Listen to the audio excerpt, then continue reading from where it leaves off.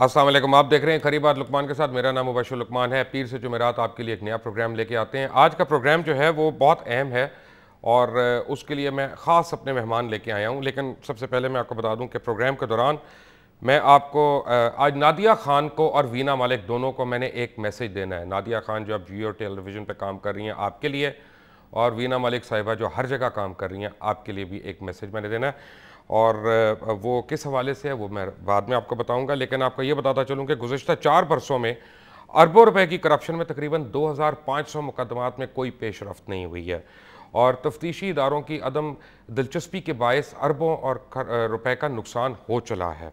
और supreme court ने rental power case में अपने फैसले के जरिए 455 अरब रुपए के करीब रकम हुर्द होने से तो बचा ली और गरीब आवाम का सरमाया NRO हुकूमत की आला शख्सियात के करीबी दोस्तों और चहीतों की नज़र होने से बचा लिया। लेकिन हुकूमत ने राजा परवेज़ अशरफ को दोबारा से वज़ीर मुंतखब कर दिया। हालांकि राजा परवेज़ अशरफ वो शख्स हैं कि जिनके मतलब सुप्रीम कोर्ट की जो ये रूलिंग थी या जो फैसला था उसके अंदर बाय नेम उनका तस्करा किया गया था।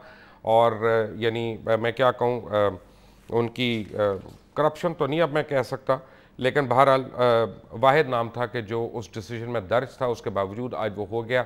राजा परवेज़ अशरफ को आज हमने दावत दी थी और उन्होंने कबूल भी कर ली थी प्रोग्राम में आके कुछ सवालों के जवाब देने की। और प्रोग्राम शुरू होने से कोई घंटा या सवा घंटा पहले उन्होंने माजरत कर ली है कह के कि मुझे तो प्रेसिडेंसी जाना पड़ गया है, तो मैं तो अब नहीं आ सकता।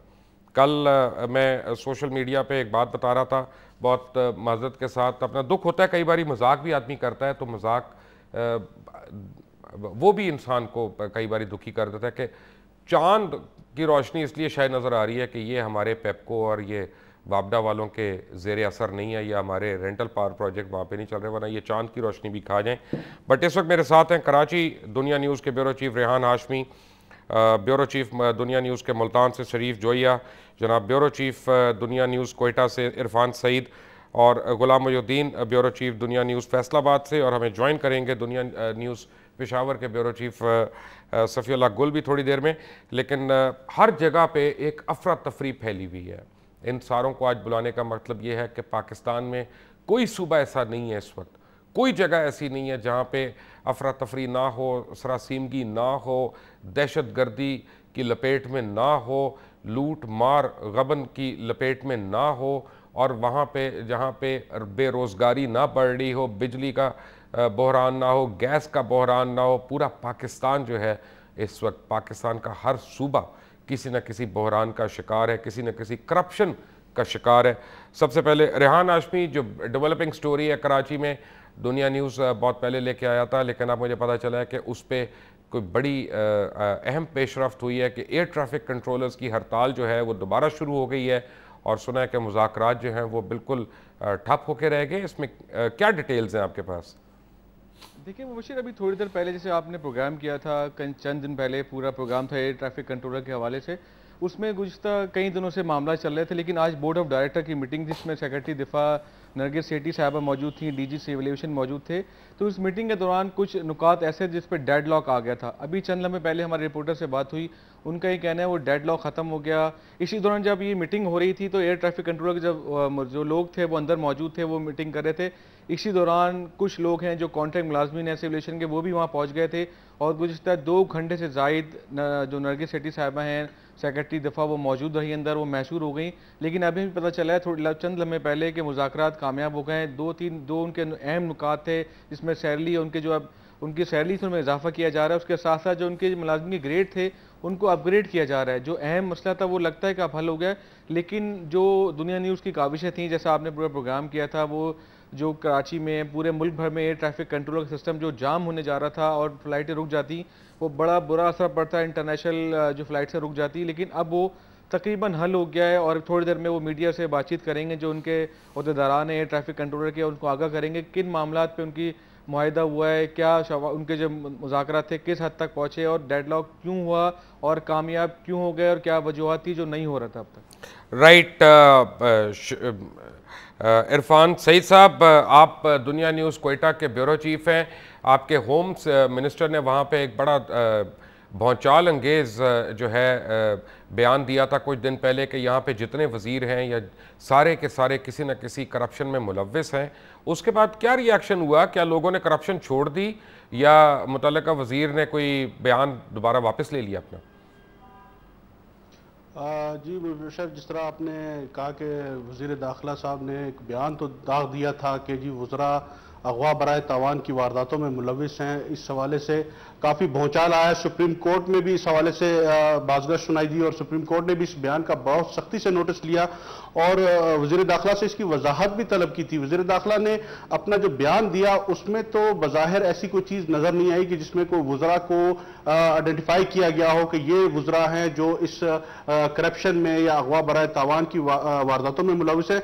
लेकिन सूरत हाल यहाँ पे बलूचिस्तान में बहुत यकसर मुख्तलिफ है। यहाँ पर जिस तरह पिछले दिनों भी प्रोग्राम आपने भी किया था, उसमें जो मेगा प्रोजेक्ट्स के हवाले से थी और यहाँ पे जो मेगा करप्शन के हवाले से भी जो बात हुई उस पर भी बहुत लोगों को तशवीश है। यहाँ पर 65 हाउस के मेंबरान हैं और यहाँ पर ये आपको बताता चलूं कि 25-25 करोड़ रुपया हर साल बजट में हर एमपीए को तरक्याती फंड के लिए मुख्तस किया जाता है। लेकिन बदकिस्मती से इस वक्त कोयटा शहर जो सबसे बड़ा अहम शहर है बलूचिस्तान का, यहाँ पर सड़कों की हालत अगर आप देखें तो तमाम अहम शाहराएं जो टूट फूट का शिकार है।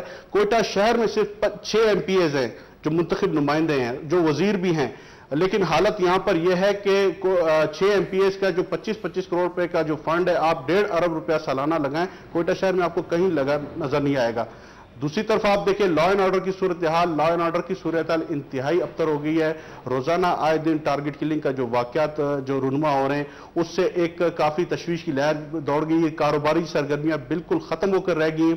आज भी कोयटा में क्वारी रोड पर जो एक वाकया हुआ है उसके बाद शहर में बदस्तूर खौफ की फिजा कायम है। हजारा डेमोक्रेटिक पार्टी की तरफ से और मुख्तलिफ तंजीम सियासी जमातों की तरफ से भी इस हवाले से प्रोटेस्ट किया जाता रहा है, लेकिन अब तक जो नजर आ रहा है वो कुछ ग्राउंड पे कुछ हुकूमत की तरफ से कोई नजर नहीं है। कल गुज़श्ता रोज वज़ीर आला बलूचिस्तान की तरफ से एक आला सतही इजलास भी मुनक्किद किया गया था जिसमें बलूचिस्तान की सूरत हाल पर नहीं, लेकिन सवाल ये पैदा होता है कि इसमें नहीं इरफान मुझे ये बताएं, क्या ये सही है कि बलूचिस्तान के वज़रा जो है अगवा बराए तावान की वारदातों में मुलव्वस है? जिस तरीके से जिस तरीके से सूबाई वज़ीर दाखिला चूंकि एक अहम मनसब पर है, उनकी तरफ से ये दावा किया जा रही है, मैं और आम लोग नहीं कह रहे। ये तो वो वज़ीर दाखिला जिसके जिम्मे तमाम सिक्योरिटी और जिसके जिम्मे तमाम ये लॉ एंड ऑर्डर की सूरत हाल है, वो ये दावा कर रहे हैं। तो इसमें फिर आप मजीद मकसद उसमें उसको ऑथेंटिकेट करने के लिए क्या जरूरत पड़ेगी? राइट, मैं आता हूं इस पे, मैं आता हूं, मैं जरा इसको मैं सारों की मैं एक एक जुमले में राय ले लूं, उसके बाद मैं इसके ऊपर मजीद आता हूं कि मुख्तलिफ सूबों में क्या हो रहा है और ये जमहूरियत के समरात हमें कितना अच्छी तरह मिल रहे हैं। लेकिन मुल्तान से हमें ज्वाइन किया है जनाब शरीफ जोया साहब ने। शरीफ साहब, बात यह है कि सदर आसिफ अली जरदारी ने बड़ी स्ट्रांगली वहाँ पे जाके कहा कि हम सराइकी सूबा बना के रहेंगे, लेकिन सराइकी सूबे की जो शहरग है वो तो चश्मा जेलम लिंक कनाल का पानी है। उसके लिए ना पीपल्स पार्टी और ना ही MQM, इन दोनों जमातों ने मिलकर सिंध असम्बली में कोई रेजोल्यूशन नहीं कराई। तो क्या सराइकी लैंड में बसने वाले लोगों को ये सियासत समझ में आ रही है कि वो उनको बिल्कुल दिखाई नहीं दे रहा? यहाँ पे मुझे जो सियासत हो रही है वो सिर्फ नारों पे ही हो रही है। ये जो असल इश्यूज़ हैं जिस पे आपने अभी बात की है, पानी का जो इशू है ये सबसे बड़ा इशू है जो इस वक्त सराइकी सूबे के लिए या सराइकी इलाके के लिए बहुत ज़्यादा ज़रूरी है, क्योंकि चोलिस्तान में बहुत ज़्यादा जो ज़मीन है वो बंजर पड़ी है, भावलपुर में बहुत सारी ज़मीन है और अब पानी का लेवल चूँकि बहुत कम होता जा रहा है। एक ही सोर्स हमारे पास रह गया दरियाए सिंध का और वहाँ पर भी अब पानी का लेवल बहुत कम हो गए हैं और जो अब सिंध तास मुआहदा उसके मुताबिक दरियाए चनाब में जो अब पानी है वो दस्तयाब नहीं होता। तो इन जर्नल इश्यूज़ पे जो लोगों के अहम मसाइल हैं, चूँकि ज़राई इलाका भी है यहाँ पर, अभी आप देखें तो शशमाई नहरें 6 माह से अभी तक नहीं चली हैं और अभी ये बताया जा रहा है कि अभी मज़ीद 15 दिन मज़ीद इसको डिले करना पड़ेगा। तो ये वो जो किसानों के मसाइल हैं उसकी तरफ कोई तवज्जो नहीं दे रही। जैसे आपने बात की जमहूरियत के सम्राट की, तो वो है ही नहीं, ज़राई इलाका है, लेकिन उसके बावजूद इनपुट्स इतनी महंगी हैं कि जो छोटा काश्तकार है वो तो रो रहा है, क्योंकि उसके पास तो ट्यूबवेल चलाने के लिए पैसे नहीं है, उसके इनपुट्स लेने के नहीं है। इसी तरह DAP की जो खाद है वो उसको खरीदने के पैसे नहीं है, जबकि नारे लग रहे हैं सराइकी सूबे के, अलग सूबे के।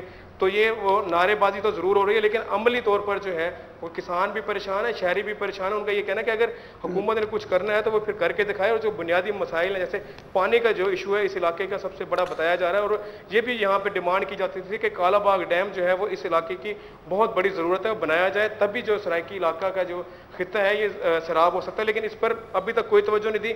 सदर भी 2 दिन यहाँ मुल्तान में रहे हैं, लेकिन उन्होंने भी इस इशू पे तो बात नहीं की, लेकिन नहीं किया ना इस पे बात, राइट। इसका मतलब है कि ये एक सियासी नारा है सिर्फ।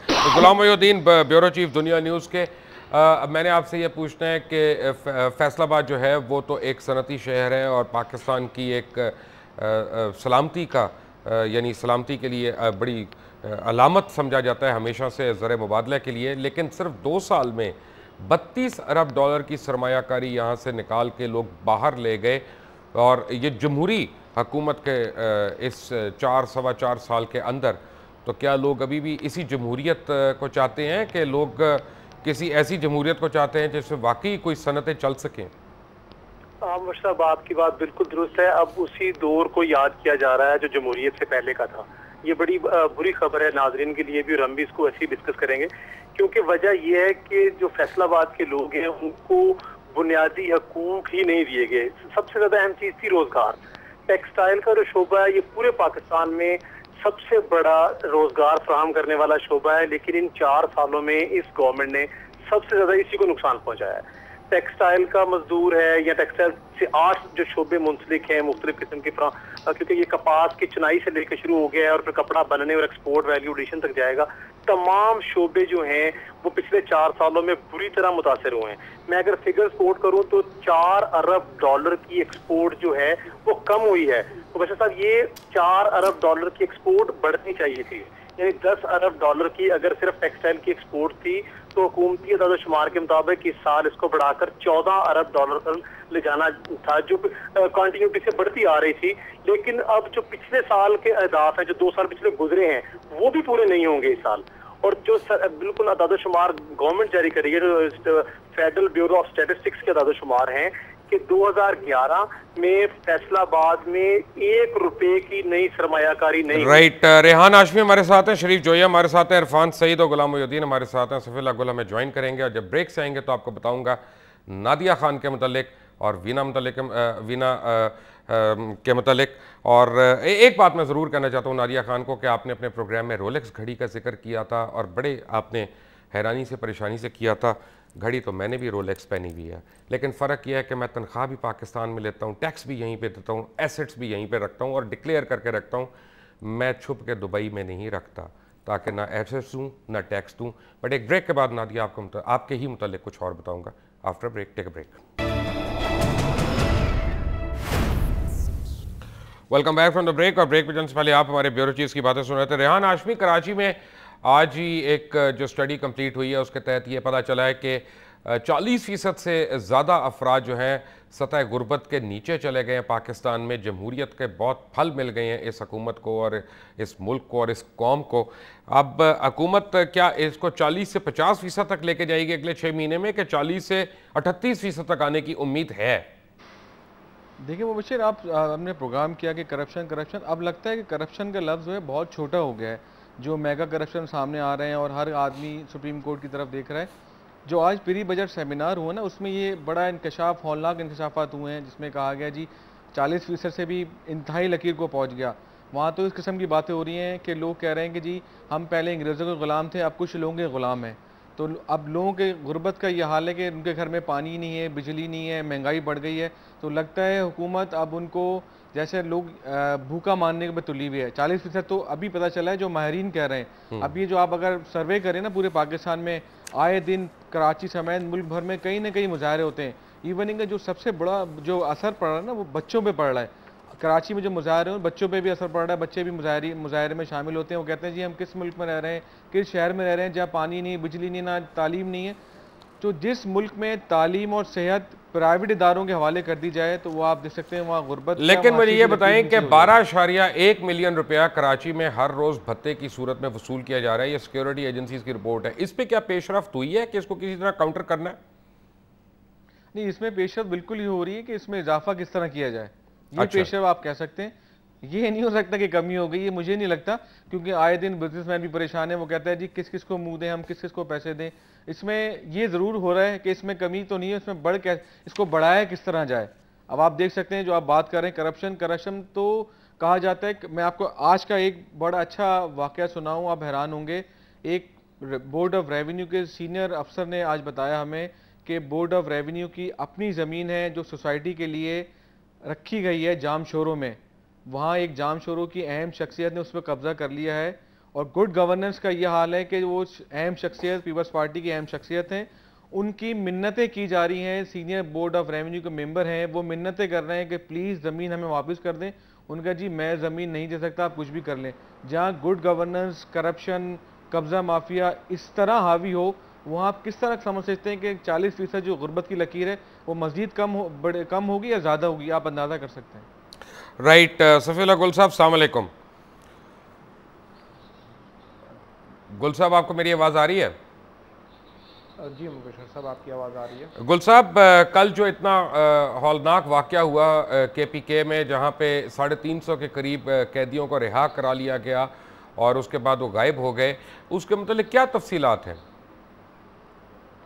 जी मुबशर साहब, आज जो उसकी पेशरफ्त हुई है वो यही हो सकी है अब तक कि उस सिलसिले में आज वज़ीर आला हाउस से एक नोटिफिकेशन जारी हुआ जिसमें 3 रुकनी कमेटी बनाई गई है जो कि 15 रोज़ के बाद अपनी वो पेश करेंगे। उसके अलावा ये है कि कमिश्नर बनू, DIG, IG जेल खाना जात और डिप्टी सुपरिटेंडेंट, उनको इन्होंने अपने ओहदों से हटा दिया है। ताहम अब तक कोई भी खातिर ख्वाह कोई सही मानों में ये बात नहीं सामने आ सकती कि ये कैसे हुआ, और मुख्तलिफ बयानात सामने आ रहे हैं। और अपनी फेलियर का सिक्योरिटी के हवाले से कि इस हद तक यानी रहमान मलिक का भी जिस तरह आज यानी आया, और यहीं पर मियां इफ्तिखार साहब ने भी यानी इस चीज़ को एडमिट किया कि ये कहना, इसका मतलब है हम अब ये नहीं कह सकते कि दहशतगर्दों को हमने कंट्रोल कर लिया था। इस वाक़े के बाद जो है अब ये नहीं कह सकते, ये तो कहीं भी यानी कुछ भी हो सकता है। राइट। और इरफान सईद साहब, सॉरी शरीफ जोया साहब, मुझे ये बताएं कि क्या उम्मीद है कि अगले 6 महीने में सरमायाकारी जो है इस इंडस्ट्रियल जोन में बढ़ेगी या इसी तरह ये सूरत हाल रहेगी? यहाँ पे सर जो मुल्तान रीजन है, यहाँ पर तो अभी जो सरमायाकारी का सिलसिला है वो तो कुछ नज़र नहीं आ रहा। अलबत्ता जो हुकूमत की तरफ से सरमायाकारी जो मनपसंद लोगों में हो रही है उसमें ज़रूर इजाफा हो रहा है, क्योंकि वज़ीर आज़म साहब के कुछ अहले इलाका हैं, कुछ दोस्त हैं, उनमें 6 मुख्तलिफ जो हैं जी वो प्लांट्स जो है वो लगाया गया, जिसमें मीट प्लांट है, यान प्लांट है, इस तरह पल्प प्लांट है और जूस प्लांट है। ये वो प्लांट्स हैं जो उन लोगों को गिफ्ट के तौर पे स्मीडा के जरिए। लेकिन मुझे सिर्फ ये बताएं क्या मुल्तान में लोग इसके मुतालिक बात नहीं करते कि वज़ीर आज़म ने इलेक्शन से 2 महीने पहले अपनी यानी अपने घर के सामने वाला पोर्शन प्लॉट जो था वो बेच दिया, और इलेक्शन के बाद सडनली उनके पास इतनी ज़्यादा प्रॉपर्टीज़ कहाँ से आ गई? इस पर नहीं जिक्र होता कभी? लोग बिल्कुल सर इस पर जिक्र करते हैं, लेकिन उनकी बात सुनेगा कौन? ये तो कोई फोरम उनके पास, लोगों के पास अवेलेबल नहीं है। लोग बिल्कुल जानते हैं, जो उनके करीबी दोस्त हैं जानते हैं उनके जो गिलानी साहब के हालात रहे हैं वो सबके सामने हैं। लेकिन अभी जो सदर साहब यहाँ पे आए हैं और उसके बाद जो लोगों ने उनके घर देखा है तो वो खुद हैरान रह गए हैं कि ये एक कंक्रीट से बना एक महल टाइप कैसे बन चुका है। तो ये सबके सामने नज़र आ रहा है, और लोगों को ये भी अब तवक्को ज़ाहिर हो रही है कि जैसे अब अली मूसा गिलानी का एक स्कैंडल सामने आया तो हो सकता है कि अनकरीब पूरी ख़ानदान जो है ये किसी न किसी स्कैंडल में मुलव्वस होगा। तो फिर ये मुझे बताएं, मुझे समझ नहीं आता कि अली मूसा गिलानी को 93,000 वोट किसने डाल दिए? जिन्होंने डाले जाके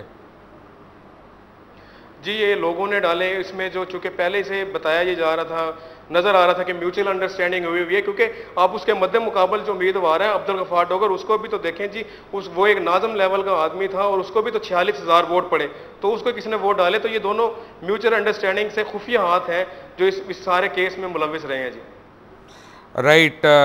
रेहान आशमी, मुझे ये पता चला है कि गुज़िश्ता चंद दिनों में कराची के अंदर एक नए सूबे के पैम्फलेट्स तकसीम हो रहे हैं और उसको कहा जा रहा है कि मुहाजिर सूबा बनाया जाए। क्या ये सीरियस डिमांड है कि चंद मंचलों की कोई अपना शरारत है? नहीं, लगता है ऐसा है मुबशिर के जिस तरह मुजाहरे हो रहे हैं, जिस तरह चौकिंग हुई है कराची के मुख्तलिफ मकामात पर, और जिस तरह देखें सूबे का तो हर किसी को राइट है कि सूबे के लिए मुतालबा कर सकता है। इसी तरह वो लोग हैं वो चाहते हैं कि जी इस तरह सूबे का मुतालबा किया जाए। जब सराइकी सूबे का ऐलान हो सकता है तो महाजिर सूबे का क्यों नहीं हो सकता? इसलिए कुछ लोग इसमें वाकई सीरियस हैं, वो हमें मुजाहरे करते हुए भी नज़र आ रहे हैं। आए दिन एक हफ्ते बाद मुजाहरा होता है, कभी 4 दिन बाद होता है। कराची में चौकिंग की गई है।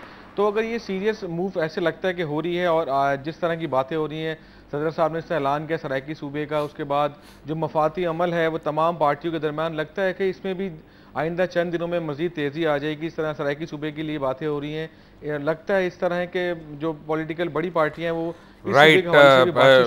शरीफ जोया साहब, आपका बहुत बहुत शुक्रिया। जब हम ब्रेक से आएंगे तो सफ़ीला गुल हमें ज्वाइन करेंगे, लेकिन मैं एक प्रोग्राम का ज़रूर हवाला दूंगा। कल मैंने देखा आज मैंने उसके इंटरनेट पे कुछ क्लिप्स देखे।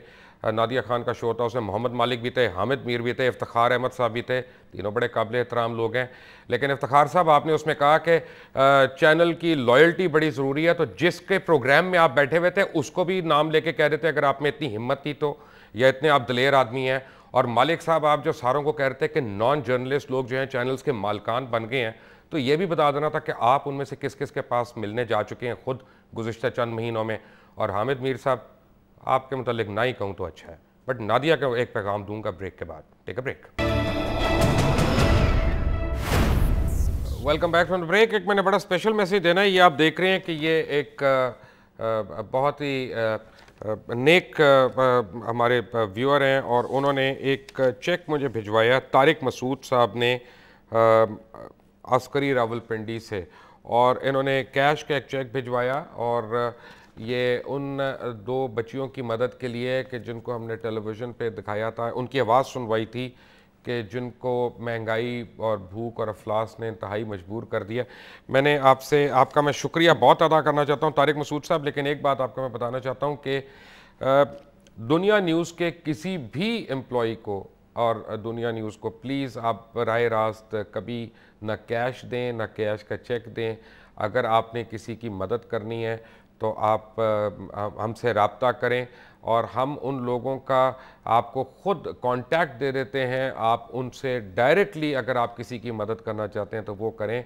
हम अनफॉर्चुनेटली ये एक्सेप्ट नहीं कर सकते। ये मैं आपको वापस भिजवा रहा हूँ आपके लिखे हुए एड्रेस के ऊपर, but thank you very much. और आइंदा के लिए भी मैं तमाम नाजरीन से ये दरख्वास्त करूँगा कि अगर किसी की मदद के लिए हम रिक्वेस्ट भी करें तो हम कोशिश करते हैं कि उनके अकाउंट नंबर वगैरह जो है वो स्क्रीन पे फ्लैश हो और वो लिया जाए, और ताकि कोई शख्स दुनिया न्यूज़ के पेरोल पे कोई इस चीज़ का मुजाज नहीं है कि किसी के बिहाफ पे किसी से कोई भी किसी किस्म की रकम जो है वो ले सके।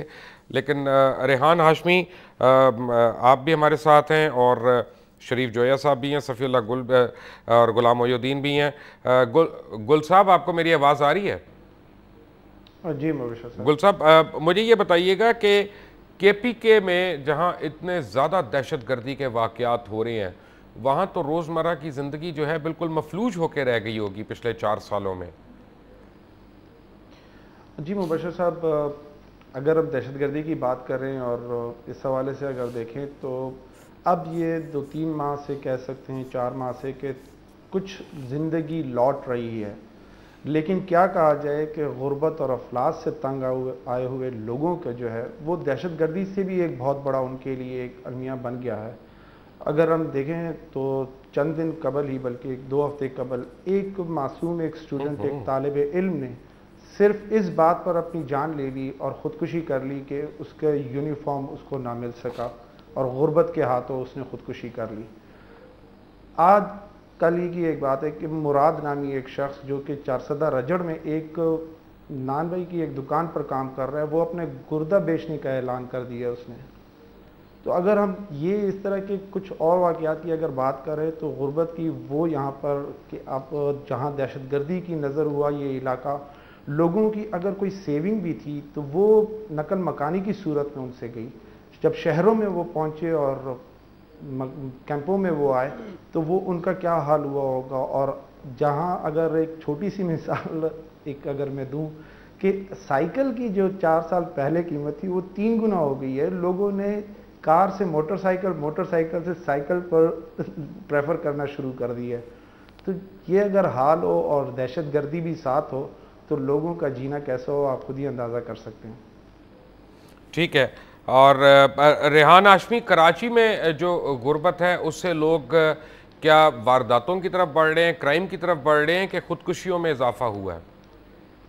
देखिए, बहुत अच्छी आपने सवाल पूछा। कराची में वारदातें बढ़ रही हैं, बिल्कुल बढ़ रही हैं। मैं आपको आपने जो पूछा इसके बारे में बड़ा अच्छा आपको एक वाक़या सुनाऊं। अच्छा तो नहीं कहेंगे, बड़ा अलमिया है कि आज से तकरीबन 1.5 महीने पहले मैं एक डाकू पकड़ा गया। किसी अफसर ने कहा जी मैंने कहा उससे मेरी बात करें, तो मैंने कहा आपकी उम्र कितनी है? उसने कहा जी 18 साल। मैंने क्या करते हैं? कहते हैं जी मैं मैट्रिक का तालिब। मैंने कैसे पकड़ गए? कहेंगे मेरे पास मेरे वालिद की बहुत तबीयत ख़राब थी, उनको दवा देने के पैसे नहीं थे।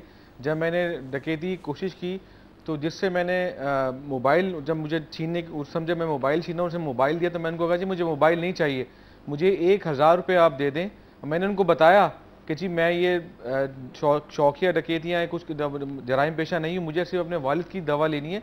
तो जब मैं बड़ा शॉकिंग हुआ और जब उसको रिपोर्ट किया तो बड़ा दुख भी हुआ कि ये इस हाल पे पहुंच गए कि जो नौजवान नस्ल है, जिनके हाथों में किताबें होनी चाहिए, जिनके हाथों में लैपटॉप होने चाहिए, उनके हाथों में असला है। तो आप सोच सकते हैं कि जराइम की शरह बढ़ने की वजह एक ये भी है कि गुर्बत, महंगाई 4 सालों में जो आप सोच सकते हैं कि जो महंगाई की शरह है वो 150% बढ़ गई है। इसमें आप सब्जी हैं, दाल लें, पहले कहा जाता है ना कि घर की मुर्गी दाल बराबर, अब तो उल्टा आपको कर लेंगे, दाल महंगी हो गई, मुर्गी सस्ती हो गई है। इसके साथ साथ जो गरीब की खाने की चीज़ थी, जो पहले कहा जाता है दाल, अब अगर किसी घर में दाल पक जाए तो कहते हैं हो बड़ा पैसा आ रहा है तुम्हारे पास। तो ये मिसालें दी जा रही हैं। अब मुर्गी पकती है तो कहता है कि इसका मतलब नॉर्मल ही है, और दाल पकती है तो लोग कहते हैं जी बड़ा पैसा आ रहा है। तो महंगाई की शरह में इजाफा हो रहा है। और सबसे अलार्मिंग मुबश्शिर साहब बात ये कि आज जो सेमिनार हुआ है, मैं आपको बताया था, उसमें कहा जा रहा है कि अगर माशी ठीक करना है तो हुकूमत को इलेक्शन से पहले माशी जो बहरान है उसको ठीक करना पड़ेगा। आपकी बात जो 4 साल में है वो 4 साल में बिल्कुल सही है। आप जो देख लें, दाल देख लें, चावल देख लें, पेट्रोल देख लें, इवन कि जो घर में जो गरीबों के घर में जो तेल इस्तेमाल होता है वो भी महंगा हो गया। तो लोग जाएँ कहाँ? एक तरफ हुकूमत कहती है जी महंगाई पर आटा नहीं महंगा हो गया, रोटी कपड़ा मकान, वो नारे लगाए गए जो जुल्फ़िकार अली भुट्टो ने लगाए थे, हुकूमत उन्हीं की है, लेकिन वो लगता है सिर्फ नारों की हद तक है। अब आप देखें, जैसे कि आपने कहा जी महंगाई बढ़ गई है, पूरे पाकिस्तान में ये हाल है कि महंगाई बढ़ गई है, लोगों के घर में पानी नहीं है, बिजली नहीं है, लोग करें तो क्या करें? अब लोग कहते हैं जी हम इरफान मुझे ये बताएं very quickly before I take a break, Irfan Saeed मुझे सिर्फ ये बताइएगा कि कोयटा के अलावा जो है बलूचिस्तान, क्या उसमें लॉ एंड ऑर्डर कंट्रोल्ड है कि नहीं? मुबशर, कोयटा एक अहम शहर है जहां पर, यहां से आप अंदाजा लगा लें, जहां पर सिक्योरिटी फोर्सेस की भारी नफरी तैनात है, पुलिस है, लेवीज है और पूरी कैबिनेट आपकी यहाँ होती है, मीटिंगें होती हैं, तमाम मकसद हाई ऑफिशियल्स आपके यहाँ पे, यहाँ लॉ एंड ऑर्डर की सूरत हाल है। बाकी सूबे की तो आप खुद अंदाजा लगा सकते हैं कि वहां क्या ट्रैवलिंग। अब लोगों का एक मसला हो गया कि जो यहाँ से सिंध और पंजाब की तरफ जो लोग जाते हैं उनके लिए ट्रैवलिंग के जराए नहीं है। ट्रेनों पे जो जिस तरीके से अटैक्स हो रहे हैं और जिस तरीके से बसों से लोगों को उतार के मारा जा रहा है, तो यहाँ तो बिल्कुल अनारकी की सूरत हाल है। कोयटा से सिर्फ आपको एक, जिस तरह आपने एक मरतबा प्रोग्राम में भी बताया था, कोयटा में 54 घंटे बाद जाफर एक्सप्रेस पहुंची थी, आपने अपने प्रोग्राम में इस चीज का जिक्र किया था। अब तो सूरत हाल ये कि कोयटा से सिर्फ दो ट्रेनें चलती हैं जो सिर्फ सिंध और बलूचिस्तान के लिए और पंजाब के इलाकों के लिए। आप बताएं कि इतना जो रश है लोगों का, वो किस तरीके से ट्रैवल करेगा? लॉ एंड ऑर्डर आपके रोड्स पे बहुत बुरी हालत है, ट्रैक्स आपके महफूज नहीं है, पीआईए में कोई अफोर्ड नहीं कर सकता।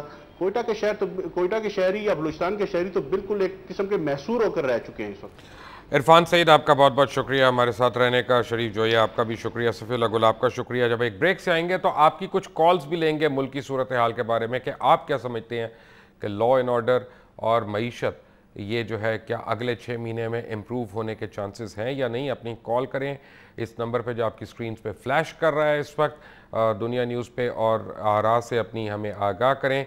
और ब्रेक के बाद रेहान हाशमी हमारे साथ ही होंगे। एक छोटी सी ब्रेक के बाद take a break. Welcome back from the break. Sahiwal से नसरुल्लाह खान साहब हमारे साथ हैं। जी नसरुल्लाह साहब, अस्सलाम वालेकुम।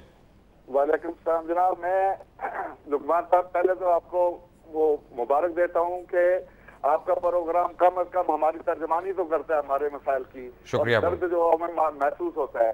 जो आपने अमन अमान के सिलसिले में बात की, एक ये और दूसरी बात करनी है कि पाकिस्तान में, पंजाब में नहीं, पाकिस्तान में भी जो वस्त होगी आने वाली सूरत कोई मुमकिन ही नहीं है। इतना पॉलिटिक्स हो चुका है हमारा मुआशरा, और ये जो प्राइम मिनिस्टर हमारे यहाँ डकैतियां होती हैं, कोई पूछता नहीं है, हम धक्के खाते हैं, पर्चा को नहीं लेता।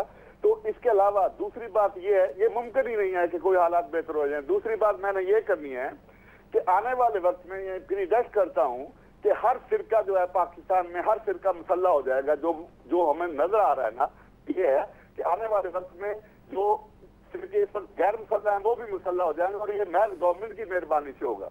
Right, thank you very much. Dubai से शकील साहब हैं जी। अस्सलाम वालेकुम शकील साहब।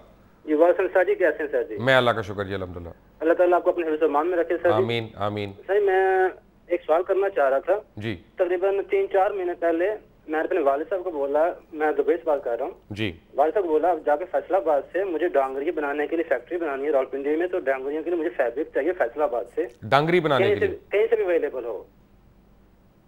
तो किसी फैक्ट्री वाले ने देने से इनकार कर दिया, किसी ने हामी नहीं भरी, बोले जी हमको फैब्रिक नहीं मिलेगा, आपको पीस चाहिए, हम आपको पीस देंगे। तो मैशेज कैसे बेहतर होएगी? आपका कहने का मतलब क्या, मुझे समझ नहीं आया। मैं ये कह रहा हूँ, मैं फैक्ट्री बनाना चाह रहा था रावलपिंडी में जी, तो उसके लिए मुझे फैब्रिक चाहिए था पाकिस्तान किसी हिस्से से भी, तो फैब्रिक नहीं आपको मिल रहा था। तो मुझे किसी फैक्ट्री वाले ने, मेरे वालिद साहब कहते हैं किसी फैक्ट्री वाले ने फैक्ट्री के अंदर घुसने भी नहीं दिया। राइट, इसका मतलब ये है, thank you very much Shakeel साहब, इसका मतलब तो ये हुआ कि आपका ऑर्डर इसलिए नहीं एक्सेप्ट कर रहे हैं कि उनका ख्याल होगा कि हम सारा ये जो माल है ये हम एक्सपोर्ट कर दें और उससे हमें ज़्यादा शायद मुनाफा हो और फिर एक्सपोर्ट रिबेट्स भी हमें मिलें। और दूसरी बात यह है, ये भी हो सकता है कि उन बेचारों के पास बिजली का और गैस का इतना शदीद बहरान है कि वो अपने एग्जिस्टिंग ऑर्डर्स पूरे नहीं कर सकते हैं, तो वो आपको इस तरह से एक्स्ट्रा माल कहाँ से दे देते हैं। हो सकता है दोनों सूरतों में से कोई सूरत हो या कोई और भी हो। बट लाहौर से हैं शमशाद साहब जी। अस्सलाम वालेकुम शमशाद जी। अस्सलाम वालेकुम सर। अस्सलाम वालेकुम। अच्छा, गुजारिश ये मोहतरम भाई के आजकल भाईजान अपने टीवी की आवाज़ कम कर लें ज़रा। नौसरबाजों का एक गिरोह है जिसने सैकड़ों नौजवान बच्चे मौत की नींद सुला दिए। माओ की आंखों का नूर खत्म हो गया, बेटियों के सर के ताज खत्म हो गए। भाई इसके लिए खुदारा शाबाश शरीफ साहब से गुजारिश है कि कुछ करें। ना आज तक कोई इनकाउंटर नौसरबाज हुआ, ना किसी को सजाए मौत हुई, बेशुमार घर तबाह हो गए और लोगों के बच्चे आज तक नहीं मिल रहे। सुप्रीम कोर्ट में वाविला पड़ा हुआ है कि बच्चे गुम हो रहे हैं, लोग कहाँ जा रहे हैं, किसी ने आज तक इस पर तवज्जो नहीं की। अगर इस पर भरपूर तवज्जो की जाए तो ये मसला हल हो सकता है, लोगों के घर में बेसुकूनी, तबाही, बर्बादी खत्म हो सकती है। राइट, थैंक यू शमशाद साहब, ये आप बहुत आपने अहम मसले की तरफ आपने तवज्जो दिलवाई है, और I am sure supreme court भी और मियाँ शहबाज शरीफ जिनको आपने मुतवज्जो किया वो भी, और वो इस पर ज़रूर गौर करेंगे और कोई ना कोई अच्छी सूरत निकलेगी। तैयब साहब, लास्ट कॉलर फ्रॉम फैसलाबाद जी। फैसलाबाद, अस्सलाम वालेकुम। मुबशर हुक्मान साहब, मैं अस्सलाम वालेकुम, मैं आपका प्रोग्राम रेगुलरली देखता हूँ, बहुत अच्छा आपका प्रोग्राम होता है, और कई मरतबा मैंने आपका फ़ोन नंबर लेने की भी कोशिश की है। तो इसी सिलसिले में जो सा पिछली मरतबा वो फ्यूल एडजस्टमेंट चार्जेस लगे बिलों में, उस पर भी आपने प्रोग्राम किया। इस मतलब कुछ फैसलाबाद से जो है ना निकाल दिए बिलों ने उसे फ्यूल एडजस्टमेंट चार्जेस, लेकिन कुछ इलाकों में से नहीं निकाले, और वो बंदे वापदा ऑफिस के लगा। ये जमहूरियत के सम्राट हैं आपके पास के कुछ और है? ये जमहूरियत के ये जो कहते हैं democracy is the best revenge, ये अवाम से रिवेंज लिया जा रहा है, ना कोई अदलिया से ना फौज से किसी से कोई रिवेंज ले रहे, सिर्फ और सिर्फ अवाम से ले रहे हैं। Right, thank you very much. आपने जमहूरियत के मुतालिक अपने सेंटिमेंट्स दिए। असल में बात यह है कि जब किसी के पास रोज़गार ना हो, जब कोई फाके से हो, जब कोई देखता है अपने बच्चों को बिलबिलाते हुए या उनके लिए बड़ों के लिए दवाई ना हो, तो फिर वो बहुत कुछ कह सकता है, सिर्फ जमहूरियत को तो नहीं बुरा कह सकता। एक मैंने छोटा सा मेरे पास एक प्रेस रिलीज़ है जो Pakistan film industry producer association की जानिब से है, प्रोड्यूसर एसोसिएशन की जानिब से है, और ये मिस नादिया ख़ान के लिए है कि नादिया ख़ान साहिबा आपके शो में सैयद नूर साहब और साइमा बीबी के मुतल्लिक इंतहाई नाज़ेबा कलमात इस्तेमाल किए गए, और ख़ास तौर पे उनकी साहबजादियों के मुतल्लिक भी जो हिजाब लेती हैं, और यानी ये भी कहा गया कि सैयद नूर जो पाकिस्तान फिल्म इंडस्ट्री का के सर का ताज हैं। मैं वो जुमला नहीं बोलना चाहता जो कोट कर रहे हैं वो फिल्म प्रोड्यूसर एसोसिएशन, और लेकिन उन्होंने ये कहा है कि आप लोगों के मुतल्लिक झूठ बोलना छोड़ दें, वरना हम आपके मुतल्लिक सच बोलने पे मजबूर हो जाएंगे। Until the next time, Allah Hafiz.